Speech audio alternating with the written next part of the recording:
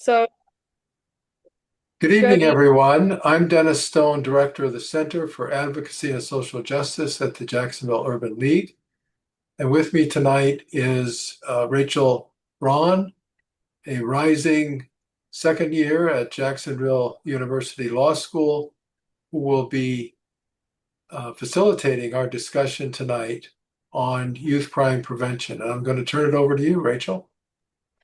Hi, thank you again for everyone for being here. Welcome to tonight's Youth Crime Prevention Town Hall. So, a quick overview, we're going to discuss the current state of youth crime in Jacksonville, what's working, what challenges remain, and evidence-based strategies that can help improve the outcomes for young people in our community. So, tonight we're joined by two speakers, Monique Johnson and Octavius Holliday Jr. Monique Johnson is the Youth Crime Prevention and Intervention Program Director at the Jacksonville Urban League and the Tobacco Policy Manager for Clay County. She has extensive experience in public health, health policy, and community-based programming with a focus on improving outcomes for youth and strengthening communities throughout Northeast Florida. And our second panelist, Octavius Holliday Jr., Esquire, is the prosecutor with the state's attorney's office for Florida's Fourth Judicial Circuit, where he serves as the director of the Human Rights Division and the Community Crime Strategies Unit. Throughout his career, he has worked to strengthen community safety, build trust between residents and the justice system, and mentor young people through organizations such as 100 Black Men of America. So welcome, Mr. Holliday and Monique Johnson. Thank you for being here. Man, To get us started today, I wanted to start with just a brief overview on youth crime in Jacksonville. So I wanted to ask both of you, how would you describe the current state of youth crime in Jacksonville? Monique, I'll start with you. Oh my. Okay. Hi, good evening, everyone. Yeah, so a lot of what we pull is data for Circuit 4. So when I analyze youth crime, I'm looking at juvenile arrest data for ages 15 to 17. That's the highest numbers that we see. And then we're getting that data not just for Duval County, but it's for Circuit 4. So it's Duval, Clay, and Nassau County, and then the municipals that make up those or within those county regions. So Jacksonville PD, Green Cove Springs Police Department, Town of Orange Park Police Department as well. So that's the data that I'm looking at overall. So I don't really have data just for Jacksonville alone. Maybe Octavius has I a do lot not have more data. insight, a lot more insight than I do with that. I have insight, but I don't have any data. I just have kind of anecdotally what we're experiencing at the state attorney's Yeah. office.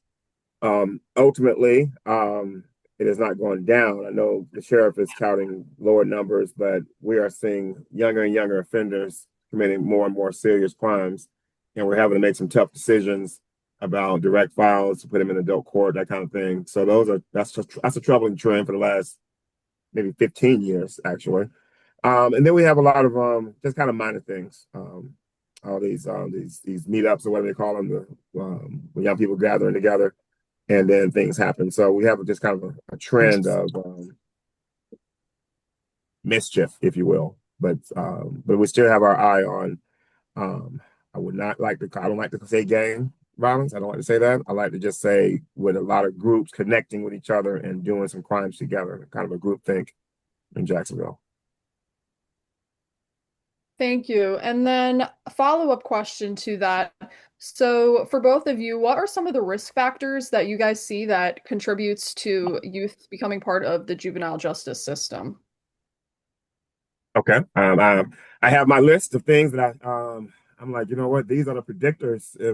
If these things are present, you really only need one kind of to not be present to get a child on the right track. But if you are, some people get offended when I say these comments, but ultimately, if you are a single mother under the poverty line with multiple children, and then also when you factor in academics, if someone is a what do you call it, double retainee, so by the time they get to eighth grade, they failed twice, and there's no father in the home. I said single mother, but no father in the home, and then they don't substitute that lack of fatherhood with some type of mentorship, whether it's through a church, whether it's through sports, uncles, relatives, you don't have a strong mentorship program, then you're likely looking at someone who's not going to complete high school but they still maintain the same dreams that most people have. They want to be successful. They want to have money. They want to have, security, that kind of thing. And ultimately, if you aren't able to finish high school, you're going to find yourself having some tough decisions to make. I'm talking mainly about young men, and then they'll choose crime. So those factors, and another factor is that has come out recently is if you have multiple siblings and one of the older siblings went to prison, then it's a higher likelihood of a younger sibling also following that path. Somehow it desensitizes a young person to incarceration. Great, thank you. And then Monique, I'm going to ask the same question to you. So what risk factors do you see? And then could you also talk a little bit how Jacksonville Urban League is getting involved in these risk factors in terms of prevention and intervention? Yeah. Well, I'm going to echo Octavius on majority of those things because those are the risk factors that we're seeing when it comes to juvenile arrests. In the prevention space, a lot of what we do is try to give them education. We try to give them resiliency skills that they're going to need. So informed decision making, what does a healthy relationship look like? We have a entire curriculum that's built around gang resistance. And the curriculum was developed from, I believe it was from a research center out on the West Coast. And so we know here in Florida, and I'll talk specifically in our region, we don't have the typical like gangs, Crips versus Bloods or anything like that. So a Right. lot of our things that we're seeing, and Octavius can correct me if I'm wrong, but we're seeing like a lot of territorial things. So like a That's neighborhood, cool. yeah, Hmm. neighborhood things. Right. And that's what we see here. So we took that curriculum and what we did was we modified it to talk about what does a healthy friend group look like. Because you have a lot of people like calling anything a gang now. So you'll have groups Right. of girls that's getting together like, oh, we're a gang. And so they tried to kind of like take back ownership of that word and everything. So we come at it from a healthy friend group. What is that like? What does an unhealthy friend group look like? And give them this information and try to treat our youth on a systematic scale. And with the hopes that we give them that education, then they're less likely to engage in risky behaviors. So that's what we're doing from the Urban League standpoint. Okay. I like that. Thank you. Great, Yes, thank man. you. So in terms of looking at Jacksonville in the broader scale, we do have a lot of initiatives, of course, like through the Urban League. Um, Mm. but where do you think we're still falling short in Jacksonville? We're falling short, in my opinion, with a total community buy-in. I'm on the Jacksonville Journey Forward board, and it's like pulling teeth sometimes to get full funding from city council. It's just all of this conservative versus liberal, and we don't want to overspend, but you need programs, and we have some great ideas to reduce recidivism, to help young people. We have so many ideas that have worked in other communities. I look down in my hometown in Orlando; they're doing great things, and that is based on community buy-in, philanthropic buy-in, the religious community buy-in, and I'm like, wow, why is it that Central Florida can have that kind of momentum going forward and having great results, and we can't get anything accomplished here? And it's really, just from my observations, I've been here 27 years. Just this whole, a politician, I'll just say random politician, I'm not naming names.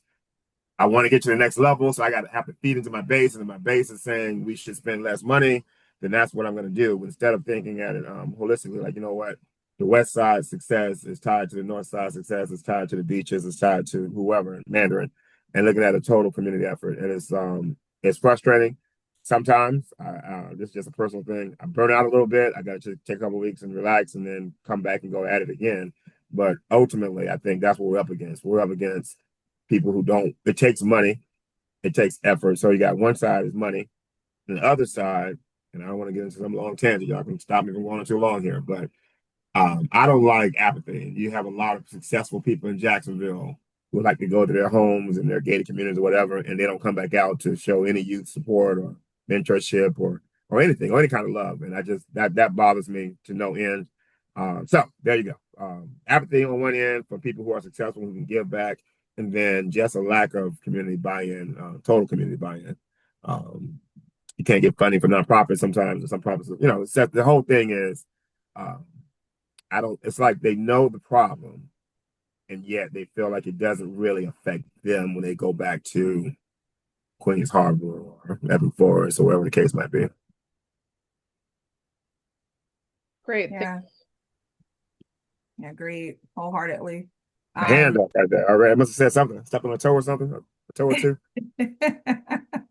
I agree wholeheartedly with that. And it's funny because I was just having that exact same conversation with someone, Octavius, because they were like, oh, well, the funding, we have the funding in place to do these things. And I'm like, yes, we do. I'm like, but you would not believe the amount of times that I've been at the table having conversations with people. And like you said, we know the problem. So we'll take homelessness for example, because this is a real conversation that I sat in on, and they're like, we have a homeless problem. What are we going to do with it? And it's like, oh, well, we could build a shelter. So they'll destroy the homeless camp. They're against building a shelter, and then they don't want to add in additional bus lines for people to get to said access to services or what have you. And I'm like, okay, so we know the powers that be know the fix for it. We know the fix for it. It's the thing of what you just said, Octavius, is it's not affecting me on that scale. So I don't feel like we need to put the effort in to do that unless it's going to be kind of like self-serving. And that's bad to say, but that's where it is. And then on a larger scale, I feel like a big issue that we have and the barrier that we're facing is a lack of community when it talks about all of the nonprofit work coming together and to Mm. cast a wider net. Most of the time, you will have nonprofits. We'll keep on the train of nonprofits, but most of the time you'll have them, and they kind of want to stick to their own sandbox. And it's like, yeah, we can work together to do this, but we don't really want to do it. We got our little pot over here and we want to kind of work with that. And the interesting thing about Jacksonville is so large and so huge that you can have 10 organizations on the exact same side of town and still only reach a fraction of the people that we're supposed to be reaching. And I think that is, to me, I feel like that is outside of funding. Funding is going to always be an issue, especially when it comes to nonprofits. But aside from funding, I believe just a lack of unity among the players, among the people that are running the nonprofits. That's what I feel like our barrier is. I agree. Thank you both for that insight. I do want to touch on the opposite end of that. So, where do you guys think we've made the most progress in terms of youth crime over the last several years? Um, I have seen some mentoring nonprofits. My own son just joined um, Lamplighters on this past Saturday. So Lamplighters is a kind of auxiliary of Omega Psi Phi fraternity, but you have the Kappa League, the 100 Black Men have theirs. A lot of groups are stepping up. Monique, I know your husband has a mentoring group as well, right? So we have a lot of, so that's improved. Um, would love to see kind of a come together day with all of them together, and not fighting for the same youth, I guess. But I think there has been some more consistency in having options for mentoring. But then again, I look at, and I hate to go back to the negative side, but Monique, we went to Northside Church of Christ, and some of the comments were, the community doesn't know about these nonprofits, and I was in my feelings because I thought, well, a quick Google search will tell you where they are and how to get to them. But regardless, I think over the last maybe 10, 15 years, we have seen an increase with some nonprofits being established that focus on mentoring. And I take it personally. I just add this. I know we have youth crime in general. We have we want youth success, boys and girls. I get it. I am from basically an impoverished neighborhood down in Central Florida, and I have been focused on my own, my classmates and my friend groups who didn't make it out. Some deceased, some in jail. I'm really focused on Black males, and and I know it's not necessarily the most popular opinion, but I feel like if we fix the Black male problem, the criminal Black male problem in terms of how much the rates of crime and the types of crime, I think we're on our way to being successful as a community and probably the nation. But ultimately, if we can get more success, reading levels, lower crime rates, more academic focus, whatever, more mentorship, I think we are on our way to accomplishing all the goals that Urban League wants to do and everybody else really in Jacksonville. Yeah. I to piggyback on that last point that you just said, and I had to pull up the data. I can't say like I looked at the data and I don't pull it up. So the data that's currently out there is from fiscal year 24-25. But when we look at the arrest rates for Circuit 4, um, we have 653. And when we look at the demographics of it, 69% male, 31% female, 63% Black, 30% white, 6% Hispanic. It's hard to like argue with numbers, with data. And we know a lot of things can skew data and stuff like that, right? It's not faultless. But however, it's hard to argue with that when you're looking at the numbers in your face. One thing I would say I think helps a lot with the curvature of youth violence is access to additional programs or like secondary education programs. So, because I mean, I grew up, it was like, oh, you graduate from high school, you're going to college. Like it was no, it literally, it was no other option. It was like, oh, yeah, you're gonna go to college. It was so like commonplace. You did not think about a trade program or anything like that. And it didn't change my line of thinking until I sent my son to college and he bombed his first semester. And I was like, oh, like you're wasting my money. He's like, give me another semester, mom, please, please. I'm like, all right, I'll give you another semester. He bombed this second semester. I'm like, yeah, come on back home. And when I asked him, I'm like, what? I'm confused. Like, what happened? What went wrong? And he's like, I didn't understand. Like, why do I have to take all of these courses that I just took in high school to get to like a computer engineering degree? And I'm like, oh, okay. So you didn't want to go through kind of like the filler, the general ed classes that you have to go through to get to where you just want to immediately go in learning what you need to learn. I'm like, okay, so you need an apprenticeship. And so it just so happened, I happened to see that Northeast Florida Builders Associations had an apprenticeship program open. I reached out to the recruiter there. They had actually stopped taking applications, but he heard the desperateness in my voice. So I told him about it. My son applied, he got in, and he's getting ready to go into his last year in it. And so he found his niche, he found where he needed to be. And I think that as we see the expanse of more opportunities like that become available to our youth, I think we'll see a big drop in it because right now, especially youth that are living in impoverished neighborhoods, like they see their four walls and they go to school and that's it. It's home, school. And if home is bad, then they're taking those things with them to school. So they're stressed out in school. They're not able to focus or get their work. Then they come back home to a bad environment. So to talk to them about like, hey, like you can go to college and they can. Like we know there's many success stories from that. But I think to also give them option B too and C and say like, hey, like you can also take this path too and do that and be able to become self-sufficient. So I think that's a big thing that is helping us see or could help us see a downward trend when it comes to youth crime. Great, thank you. So you guys both really stressed on this kind of community involvement to Mhm. reduce youth crime. So I guess how do you think or what have you seen works that can actually get the community involved in this youth crime prevention as far as like parents, schools, like religious faith, businesses, like what can they do to get involved in youth crime prevention? Well, every church, especially mega churches, need to have some kind of mentorship program in the church. And that's not true. That is not the case, actually. And I'm like, you have 10,000 members, you should be having, you got 150 professionals over there in the corner there and another 150 tradesmen.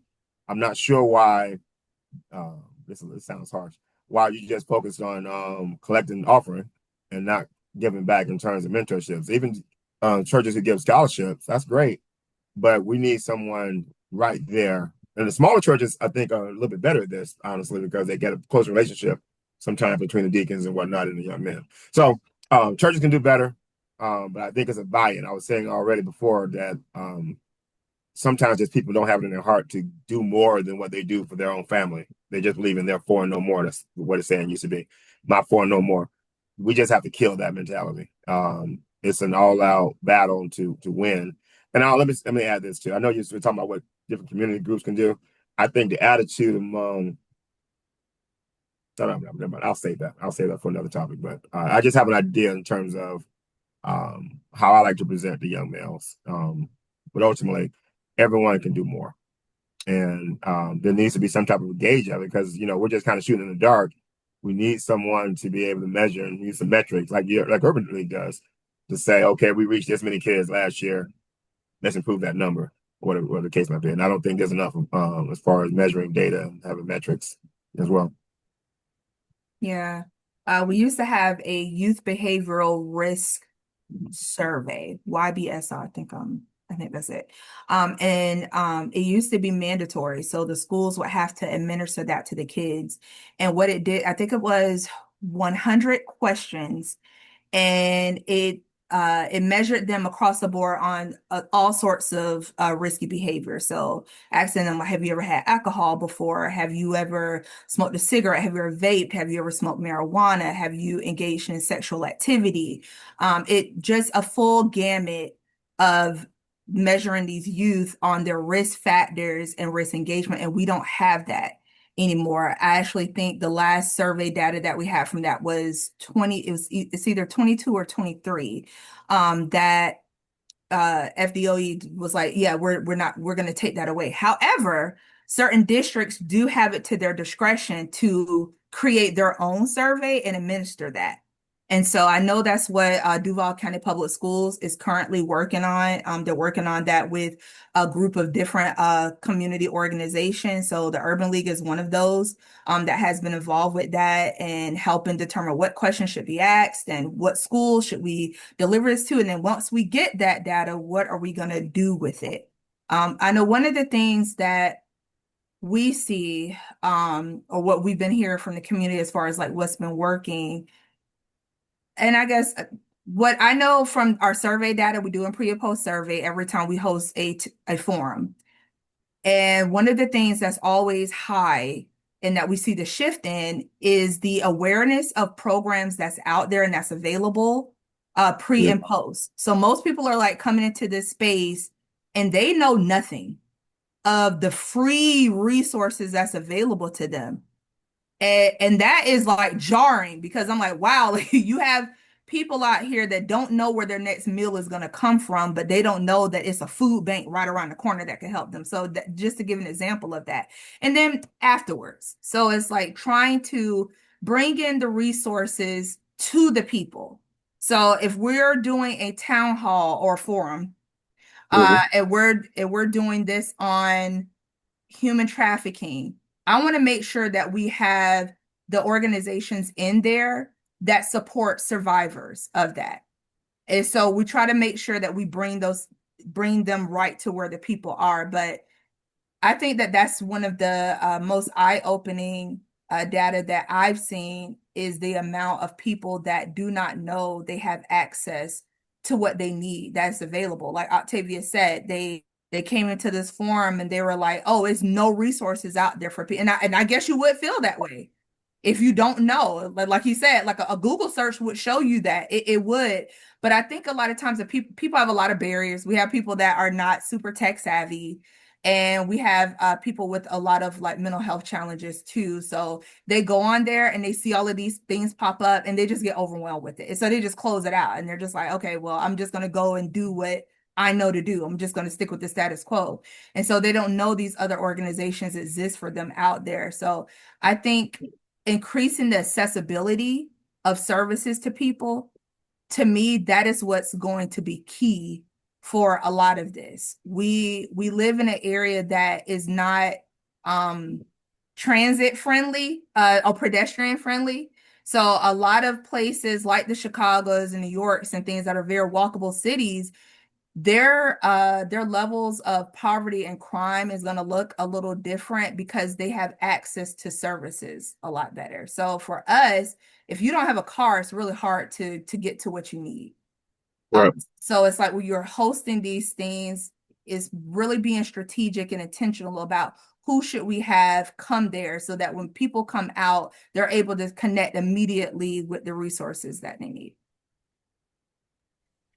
Great. So, I want to ask both of you if you could like set forth a policy objective within the community in order to improve youth crime and like access to resources. I know Monique, you kind of touched on the whole like transit thing. Where would you, I guess, in like target your policy objectives and invest the money to reduce youth crime? Yeah, if we're talking about transit, it would be for more public transit, ease of access to it. Many moons ago, when I didn't have a car, me and my oldest son, I would literally get up 4 o'clock in the morning to catch a bus to get him to his pre-K program so I could catch another bus to go to work because I had to be there at 8. And so by the time it was done, I had caught like 4 buses to get to one location. And so it's just not friendly to us. So I would invest it in that because we have a lot of parents that don't have cars or they have one family vehicle and the kids are like, I want to be in after club programs, I want to be in sports. And the thing is like, how are you going to get there? Who's going to get you there? Now, Octavius works with the program, just so happens that they provide transportation for the kids. And so it's like we're removing that barrier from you. So I think if we had a lot more programs that had that, if we could get some grant funding for these nonprofits that are doing the work, and that we could have shuttles or what have you, so that way we can bring the kids that's in need to the service. Or, um, you know what? We have a lot of abandoned houses and blight in some areas of town, and you have most nonprofits don't have a house.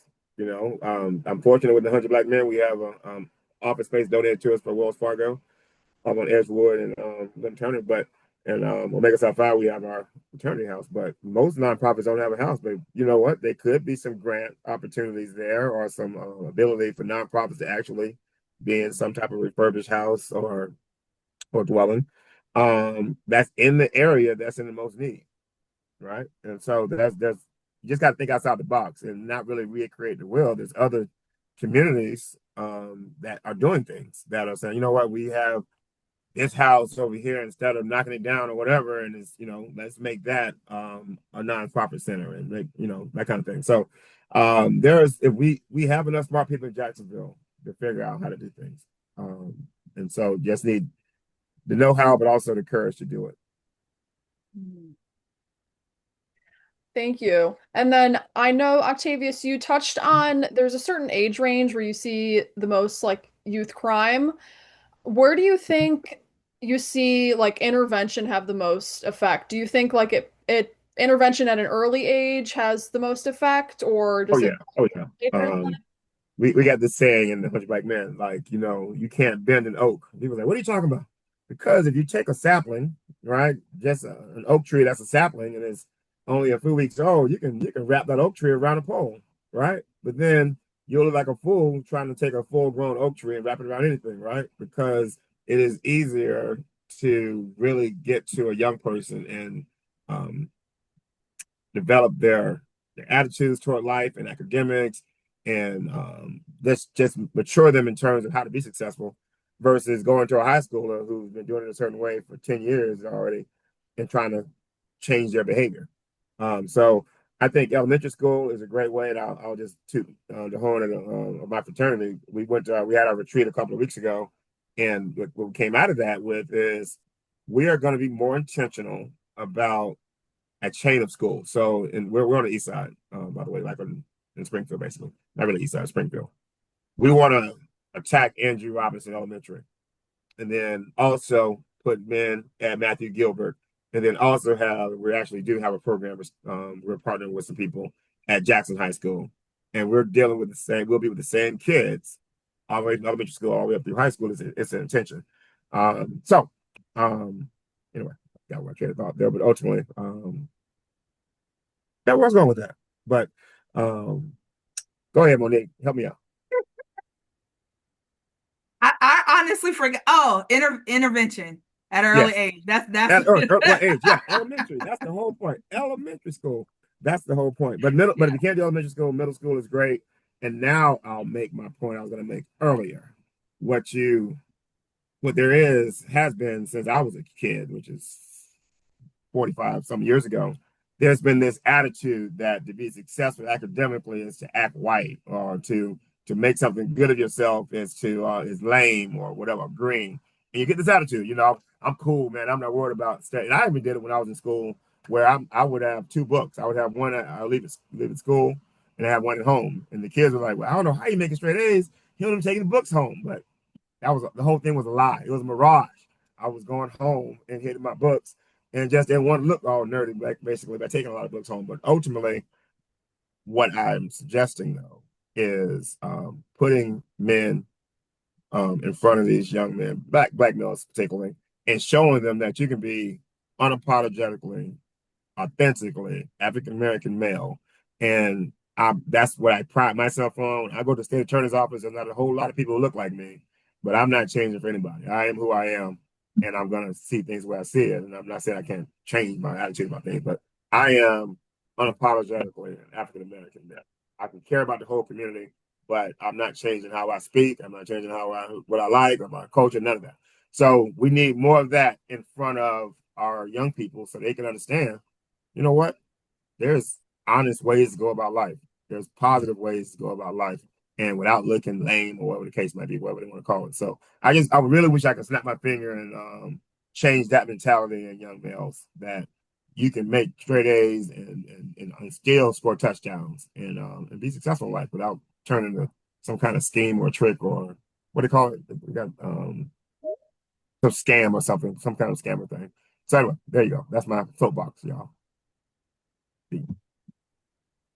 Uh, that was good. Yeah, I agree. The younger you can start, the better. I think prevention and intervention is different. I think we operate more on the prevention side of things. When I look at our curriculum that we have in the program, is strictly prevention, because this is for all youth that we're giving it to. Intervention will maybe be for our kids that are maybe going through like Hope Court or Teen Court. Um, Maybe those who like we see them going down that path. For the dropout prevention teams at certain schools, I think that's where the intervention piece would come in heavy. But the idea is that you give them all what they need at a young age. That way, when they're approached with a choice, and they're like, you know what? I remember this guy coming to speak to us, and he said he was an attorney. His name Octavius, and him and his buddies, like, they spoke to us about this, and it's giving them that way when they go out there, they may make the wrong decision, right? But they're at least making an informed one, so they can't say nobody told me.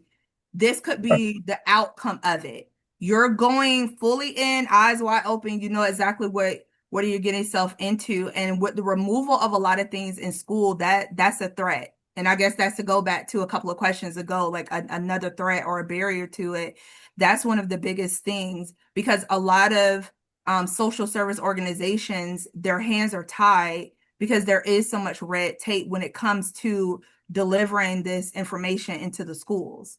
Um, a lot of it is policy stuff is behind it. It's like, no, we don't want anybody coming in the schools talking to our kids about sex. We don't want anybody coming to the schools talking to our kids about drugs, talking to our kids about games.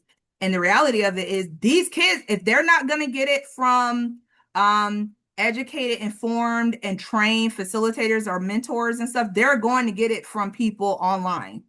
They're going to open up their phone and they have access to the world on that. And so I feel like it's just so much bureaucratic stuff involved with it, and it's a lot of red tape. But we've gotten really good with trying to like go around it, but that's a big threat to us. Thank you. And then I want to follow up on that with a question for Octavius. So, Mhm. trust between young people and the justice system is, of course, something that's really challenging. So, what do you Mhm. think is the most important thing for strengthening that relationship? Well, that's part of my job. So when you say this big long title of director of the Community Crime Strategies Unit, that's what it means. It really means trying to show a softer and a different side of the state attorney's office and hopefully JSO. We partner with JSO quite a bit too. So you have the Police Athletic League, you have a lot of events around town, which what we're trying to do is not have the first time they see a prosecutor or police officers when they're in court to know that we're accessible, that we're transparent, and that there's career options here as well. But that's the biggest thing. It's not just establishing trust with young people. We're still working on trust with older people. We have some people who tell me to my face, "I hate you and your boss," and I'm like, "Well, you don't know me, but I don't care. You put Junebug in prison for 30 years." I was like, "All right, man. I love you. I still love you. I love Junebug too, because I mean, when he get out, you can call me. I'll try to help Junebug out. But ultimately, it's a big issue, and it goes back. It's much deeper than we can get into right now on a podcast or a webinar. It goes back to history and long time abuse in the communities and things not being done well, so that if anything happens where a police officer is accused of something or the prosecution, whenever there's any doubt about something, it can be either way. We don't get the benefit of the doubt, prosecution and police, from the Black community primarily. And so we've been working on it, but the way Melissa Nelson, that's my boss, the way we talk about it, we're like, look, it's like eating an elephant. You got to do it one bite at a time. If you sit back and say, I can't do anything, then that's not getting us anywhere. So we have, since she came into office, been attempting to make this effort. We've gone to Newtown and gone door to door, introducing ourselves. I'm a member of Vision Keepers over there. We go to Sheriff Watch meetings. I'm out of office on leave of absence right now, but I would normally go to do the mock trials over at the police. They have a teen academy during spring break and in the summer. We're trying to make ourselves available. And that's even beyond that. I could be somebody in the street, and I give them my card, and when the young person gets arrested, and they reach out and say, Mr. Holliday, say Junebug. Junebug got arrested. And I was like, okay, let me be a asset to you and try to work you through the system and what this means and what that means. So every effort that I make and my colleagues make is trying to um, bridge or create trust, that ultimately we have two ways of looking at it. One, we want a genuine trust so we all work together as a community. But two, we need cooperation sometimes when we're trying to solve crimes, and we need them to know who they can call, and that happens on occasion too, where they might call me or text me about information about a crime, but don't want to be identified. And so, ultimately, it's like eating an elephant. It's a long way to go, but I do like to just state that we're making the effort. I know JSO is making the effort as well, but we got to get past people's walls, and it's hard to do when we make some progress in Jacksonville, and then a month later, um, there's an iffy act by an officer. It's just takes one officer or one prosecutor to do something wrong to kind of destroy the whole progress that we made. They're like, there it is. See, I told you. Look at that officer beat up that person. And I was like, well, it's 3,500 other officers didn't do that yesterday, but they don't want to see that. So it's a hard. I'm just rambling now. Okay, I'm sorry, but ultimately, I know that we know the problem. We're trying to correct it or make it improve it, but it's been discouraging sometimes and been hopeful sometimes. Thank you. That was a really good insight. And then I have just a couple more questions before we open it up here for anybody else's questions. So I wanted to ask both of you, if someone watching tonight wants to help and get involved in youth crime prevention, where would you encourage them to start? With Monique Johnson. Ooh, they want to get engaged in it. I guess if it's If it's a youth, I Oh, definitely right. Like I feel like I have to like talk about it from different tiers. Um, if it's a youth, I would definitely say for them to get engaged in whatever type of leadership program that their school offers. mm, Because once again, we're looking at it from a prevention side of things. And the reality is kids listen to their peers. They'll literally their friends could tell them something, and it's like, I just told you that exact same thing. But because Lillian said it, is gold. So they listen, kids listen to their friends. So I think if they get involved in leadership programs and things like that, that can help deter that or get them involved in youth crime prevention. And for any adults for it, I would definitely say they need to get on like some newsletters and follow a lot of these pages and these groups that are doing this, because most of the time these groups are open. Unless I'm wrong, but I know like 100 Black Men, my husband's group, Fatherhood Pride, and other several other groups, they're always looking for community involvement. So it's like we can never have too many mentors and volunteers right. that's looking to be a part of this and help out, because it's going to take everyone. I say this all the time, like crime knows no zip code. It doesn't know that. It doesn't have a jurisdiction. A lot of stuff will bleed over into other areas.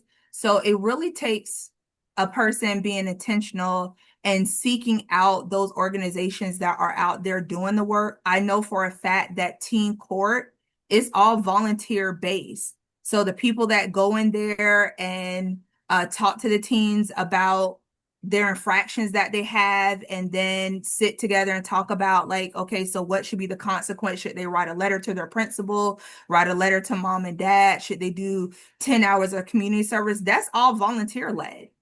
And so it's very accessible if anybody wants to get involved with it.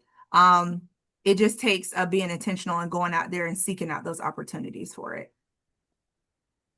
Yep. Thank you both. And then one last question for you guys. What gives you hope for the future of Jacksonville's youth? Okay, what gives me hope? You know what's funny? Okay, it's two answers, I guess. When I first moved to Jacksonville, I heard so many. First thing, we live on the south side. My wife came to, my then wife, we came to Jacksonville, and they were like, don't go to the north side. It's dangerous up there on the north side. And I didn't know anything about Jacksonville really. But then I went to the MLK parade, and I saw 100 people in the band for Rebar and Reigns and Jackson. And I saw another, the color, the guard with the flag corps. And I was like, wait a minute. All these kids are in extracurricular activities. So I started, this is maybe like 2 years after being in Jacksonville, I started getting engaged purposely in certain communities, right? In particular, Reigns. I just kind of adopted Reigns and have been involved with Reigns ever since 2000, whatever, five, whatever. And it's just what gives me hope is that we're not dealing with a large percentage of young people who are committing trouble or doing crime. We're not dealing with a large percentage. They might do something big and might make the news, but the vast majority of young people are doing the right things and doing it the right way. And I work with Reigns. We do the Reigns future lawyers and leaders, and some of the most outstanding students. Super bright. They don't all want to be lawyers, but super bright, make great grades, win a lot of scholarships, and they go off to college and they come back remembering that they spoke to lawyers and judges who cared about them. So that gives me hope. But then another thing that gives me hope, I said it was two-part answer, is just this past weekend. My village project with my frat brother Ronnie King, getting a lot of nonprofits together to have, I guess they had a retreat type of thing. And in one of those seminars, they set up for you have fun, but then you have seminars as well. One of the things that came up, Monique, is that a lot of nonprofits they don't know what everyone else does.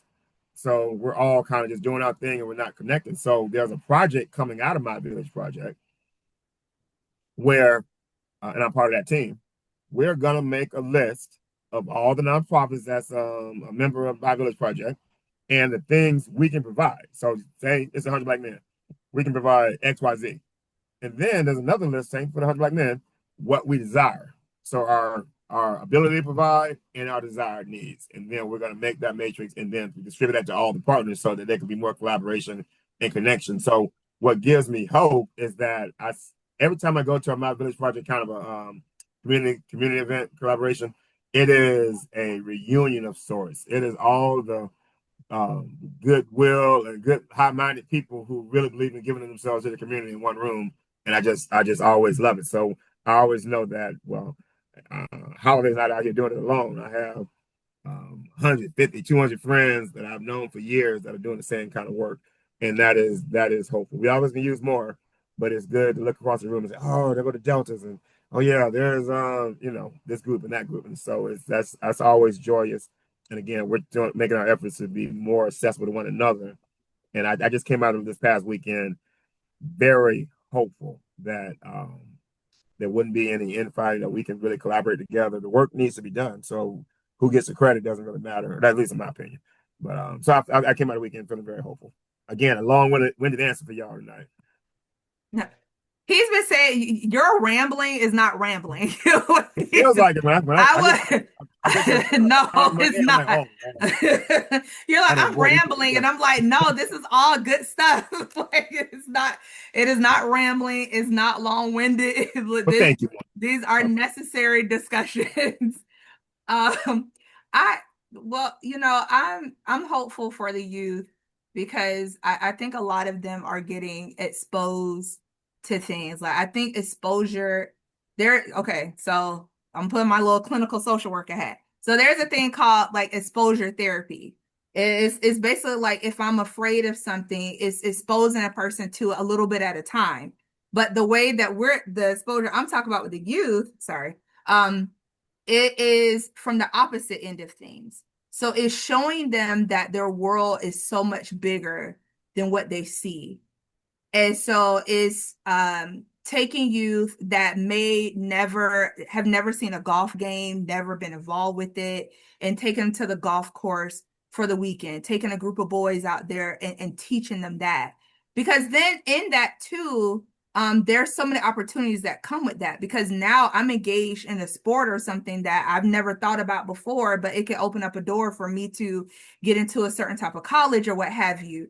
And so I think that our youth today they're exposed to a lot of bad things, but the organizations that are coming together now and that are doing the work out there in the community, they're really focused on getting people in front of these kids that have stories to tell, and that the kids can see themselves into and say like, oh, okay, well, he or she grew up this, or they have this story and they were able to make it and they were able to do this with themselves. So that is accessible. It's showing them that you can achieve these things. I think a lot of what we're seeing is because the youth, like they don't think they can do it. They don't see, they've never heard anybody do it around them. They've never seen anybody. Nobody's coming to tell them that.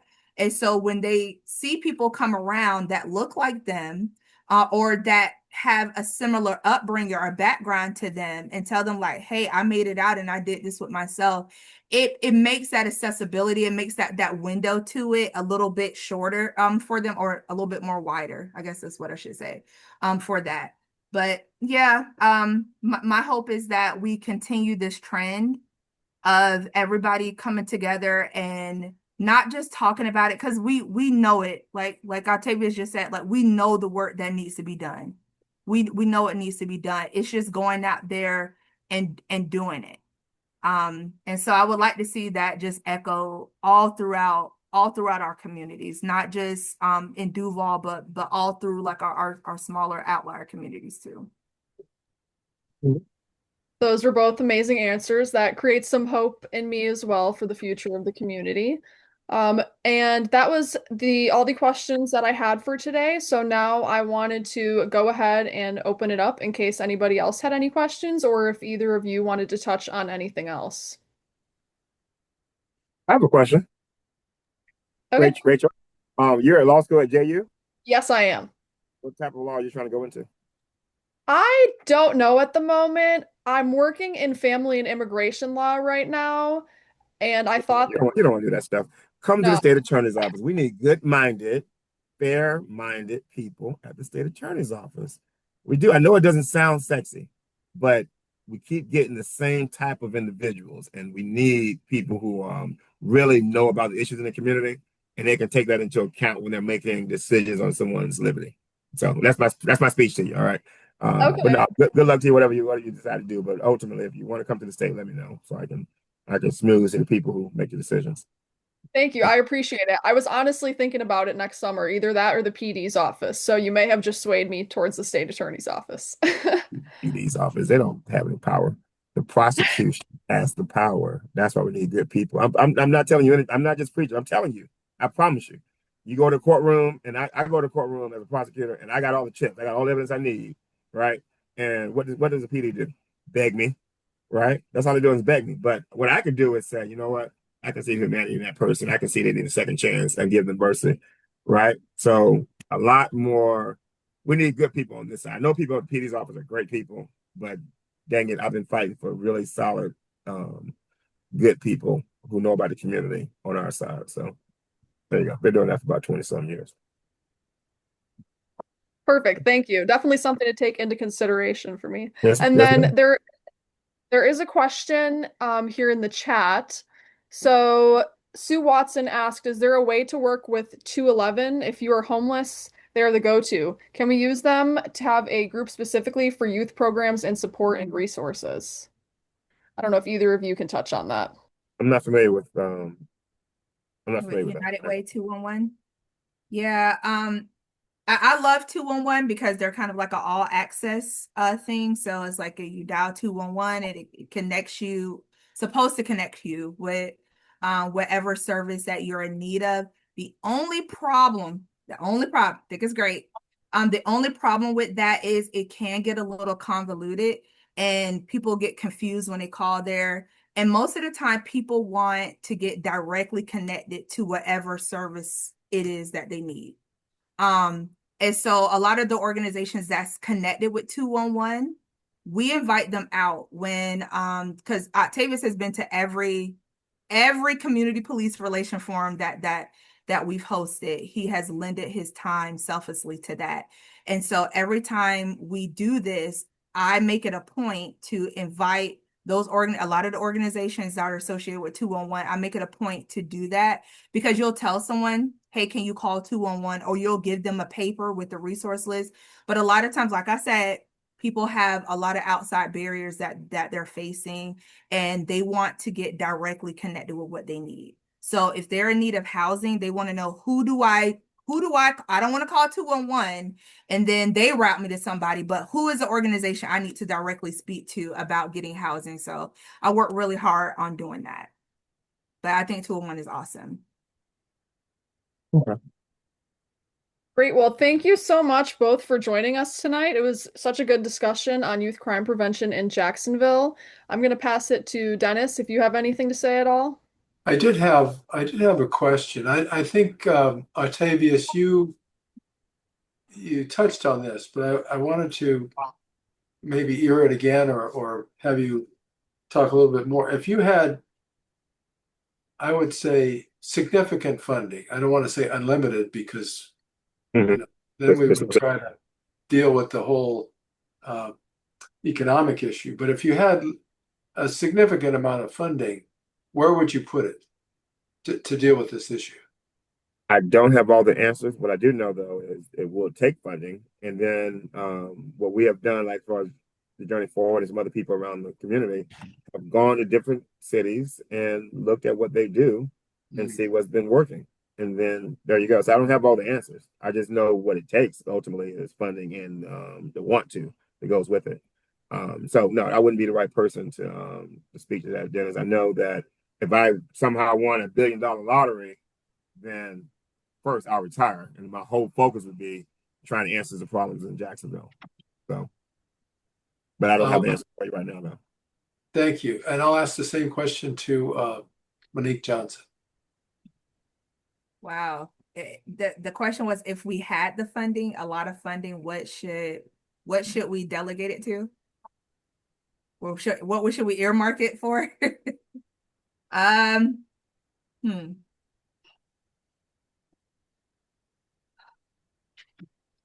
I think that we should earmark it for after school enrichment-based programming, and summer-based programming. And then in doing that, we need to also have funding for transportation for kids to do that. Ideally, to piggyback off of something Octavius said earlier about faith-based institutions becoming a lot more involved with all the churches that we have here in the community and churches that have space.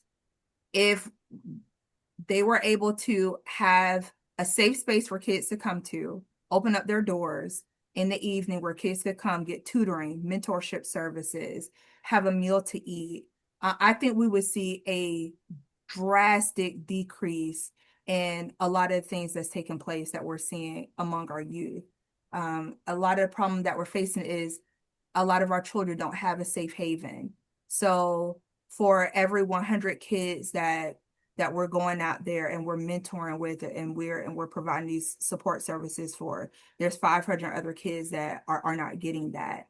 And so I would like to see funding get generated where churches, community centers, our nonprofits that do not have physical brick and mortar buildings.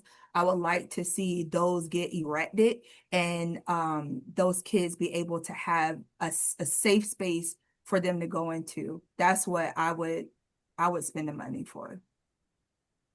To come back to that, Dennis. You know what? And that's the short answer. You know, the Centers of Hope that we have over at Emmett Reed, and then we also have one just built on our own. Yes, I would shut the city council up on that and build about 15 more of those. That'd be the first thing I'd do. I love those programs, so I'll end it there. Thank you very much. Well, on behalf of the Jacksonville Urban League, I want to thank the two of you for all the work that you do. Of course, Monique works at the Jacksonville Urban League, and we get to watch the great things you've been doing, expanding our programs. And Octavius, I've seen you over the years just doing some wonderful things. And I hope someday that the two of you will consider running for public office. I'm campaigning for public office right now, Dennis. You didn't know that? I was giving you the opportunity to say Yeah, something. sure. No, I'm saying that, you know what? Vote Holliday for judge, county court judge, group 13. Jacksonville's going to win. I have some great opponents, and they're awesome, but I believe I'm the best man for the job. So I would love your vote. Vote Holliday on August 18th or early voting, August 7th through August 16th. Thank you, Dennis. Yeah, you're welcome. And also, I think it's important that we start mentioning this to everyone, that the fact that mail-in ballots, you have to ask for a mail-in ballot now. And there's a deadline of August something. It's really important because you can imagine all of the particularly elderly or disabled people who've been getting it in the mail. Suddenly it's not going to come. So I just wanted to put that plug in, a little add into this session tonight.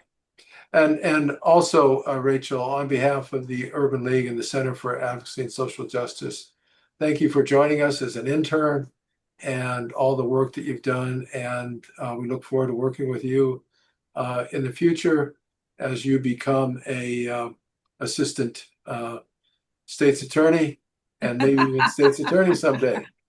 Remember,